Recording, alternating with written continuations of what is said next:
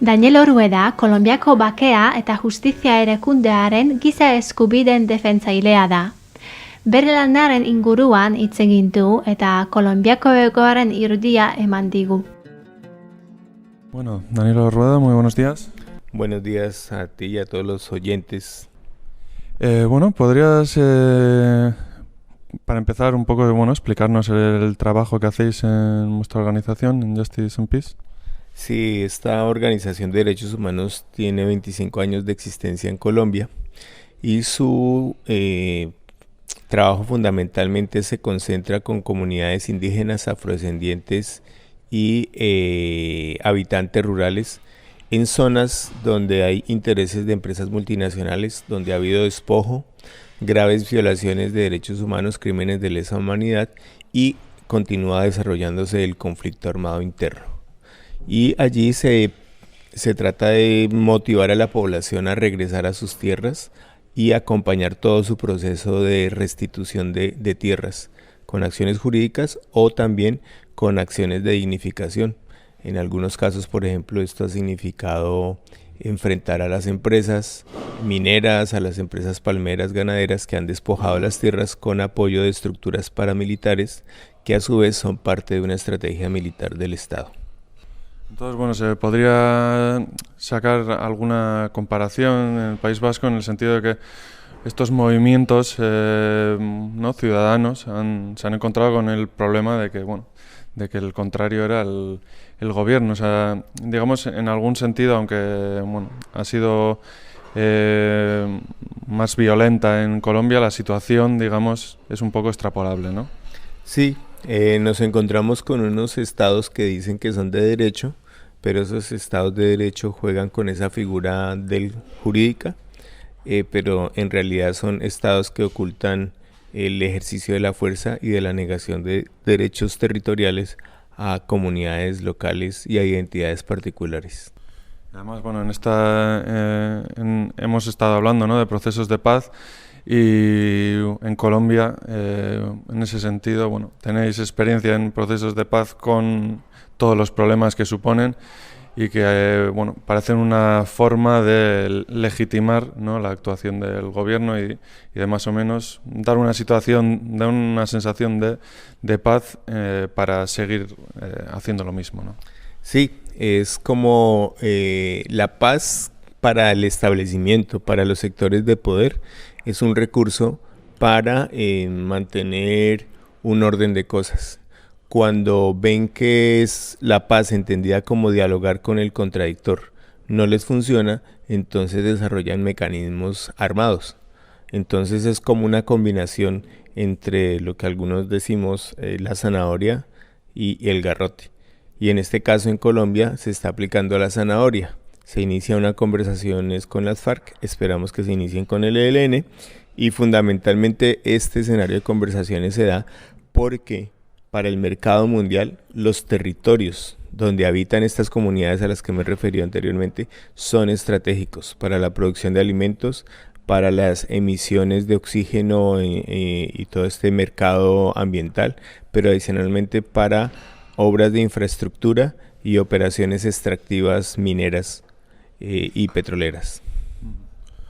En Colombia también entra en juego el papel la información que se da, ¿no?, internacionalmente de una situación que se presenta como un grupo terrorista, ¿no?, que está peleando, un grupo narcoterrorista que está peleando entre una situación contra un gobierno que no hace nada supuestamente, ¿no? Entonces, claro, en ese sentido os encontráis también con un problema de cómo dar la vuelta a esa desinformación, ¿no?, y cómo presentar la verdadera situación del país.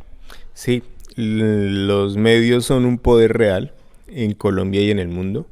Crean imaginarios, hacen creer una mentira y hacen creíble y hacen comillas veraz lo que no necesariamente es la verdad. Y nos encontramos con esa situación. Lo que ocurre en Colombia evidentemente demuestra que hay unos intereses internacionales y nacionales que son los que definen las políticas de los gobiernos, sectores financieros, sectores extractivistas, y que crean demonios. Y esos demonios son importantes para generar miedo y para lograr un consentimiento de la sociedad, un consentimiento basado en la mentira, para crear con esos demonios unos distractores de los problemas de fondo. Y en el caso de los problemas de fondo en Colombia es que hay la implementación de un modelo privatizador con graves daños ambientales, con graves daños sociales que se están pretendiendo ocultar a través de la existencia de las guerrillas en Colombia. Y bueno, hablando de demonios, es verdad que de alguna manera los gobiernos, para legitimar y para conseguir con su poder, han creado grupos paramilitares que a la hora de empezar a buscar la paz se les están descontrolando esos monstruos, esos grupos, y ahora podrían ser un problema a la hora de saber, a la hora de buscar una solución, saber si esta gente va a poder ser controlada por el gobierno. Debería ser controlada porque no operan ni funcionan sin consentimiento de sectores de las fuerzas militares, organismos de seguridad del Estado y también de un sector poderoso privado empresarial. Y la única forma de asegurar que habría posibilidades para ir un camino hacia la paz sería que estas estructuras armadas fueran desmontadas. Pero para desmontar esas estructuras se requiere desmontar el pensamiento de las fuerzas militares que desde el año 1962, asesorados por los Estados Unidos, por Francia y también con posterioridad por Israel e incluso por el Estado español, han desarrollado esa mentalidad del enemigo interno al cual hay que atacar. Y esa mentalidad del enemigo interno hace que quien piense distinto sea concebido como terrorista. Bueno, entonces, volviendo un poco al pueblo, con todos esos problemas que se ha encontrado el pueblo, con partidos políticos que han sido totalmente destrozados, ¿cómo se ha ido poco a poco? ¿Cómo se ha rehecho el pueblo? ¿Qué asociaciones se han ido creando para poder poco a poco ir dando la vuelta a esa situación? Estamos pasando, creo yo, de un momento de resistencia a un momento nuevamente de recomposición de apuestas políticas. Y esto supone autocríticas en relación con los dogmatismos y los sectarismos que por parte de las guerrillas se ha planteado ya públicamente en acuerdos políticos y también militares, que también de alguna manera el movimiento social ha ido identificando cómo romper las diferencias. Y creemos que lo que, por ejemplo, sucede en el País Vasco es un ejemplo de que cuando hay unidad más allá de las diferencias, cuando hay convergencia en propósitos de bien común y de afirmación de los derechos que han sido negados, es posible lograr avances importantes en el escenario político y en el escenario social para transformar el orden de cosas. Bueno, ¿y cómo ven en ese sentido, qué esperanzas tenéis en ese sentido en las conversaciones que está habiendo en La Habana de que esos intereses se vayan a unir y vaya a haber un verdadero interés para buscar esa paz? Las conversaciones han posibilitado una oxigenación para la discusión pública, independientemente de la polarización que hoy exista en Colombia, de sectores de ultraderecha que no quieren ceder en sus intereses. Pero independientemente de esa polarización, insisto en que el proceso de conversaciones que se ha iniciado con las FARC y el que se inicie con el ELN están posibilitando que la gente discuta, que la gente se organice, que la gente plantee sus propuestas e iniciativas y vaya proyectando otro tipo de país. Y ahí en ese sentido es muy importante lo que está pasando, no en La Habana, sino en Colombia a propósito de La Habana. Y bueno, has comentado el ejemplo, un poco las opciones de lo que se ha hecho aquí en Euskal Herria. Dentro de este marco de intercambio de diferentes experiencias, ¿Cómo veis qué cosas se podrían coger en Colombia y qué cosas se podrían coger de Colombia, de los movimientos de Colombia en esos procesos de paz? Habrá que ver qué se puede aprender de cada uno, pero digo, lo que nosotros hemos observado y las conversaciones que hemos tenido con distintas expresiones políticas y sociales en el País Vasco es, si logran superarse las diferencias, se construye una apuesta convergente, es ahí donde se cimienta la paz que la sociedad reclama, la paz que la sociedad requiere, los derechos que la sociedad plantea. Si el pueblo vasco ha planteado un reconocimiento a su autodeterminación, es la sociedad vasca la que está definiendo el camino y los contenidos de esa autodeterminación.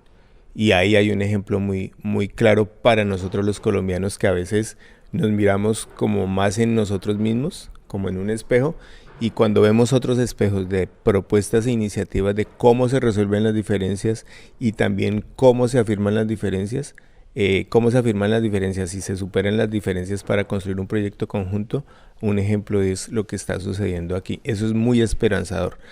Y en Colombia estamos desarrollando iniciativas parecidas con apuestas de convergencia en el sector rural, también en el sector urbano, para ir construyendo ese proyecto de sociedad y de país que se nos ha negado. Muy bien, pues muchas gracias, Danilo, y esperemos que nos quedamos con ese mensaje de esperanza y esperemos que en Colombia también pues, se den pasos para ese camino. Pues a ustedes muchas gracias y un saludo a todas y todos los oyentes y ojalá sigamos comunicándonos a través de estos medios de información distintos.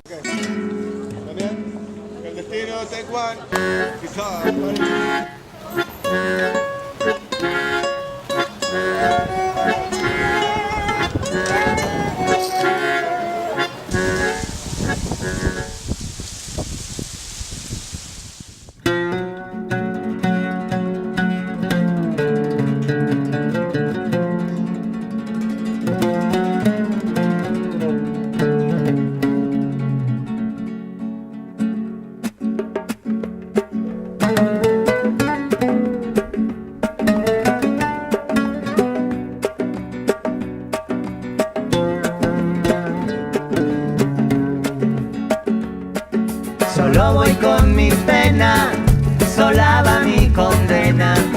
Correr es mi destino para burlar la ley.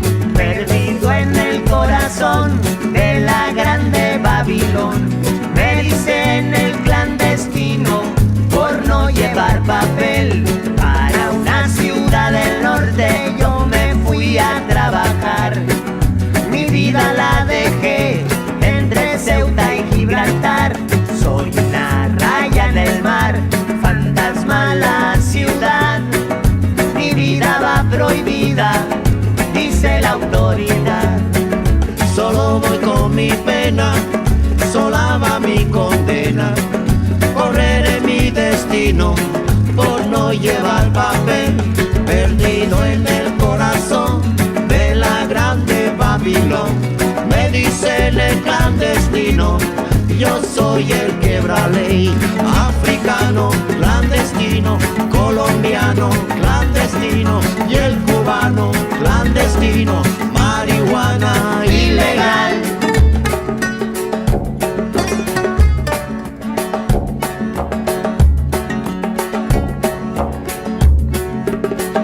Solo voy con mi pena, sola va mi condena.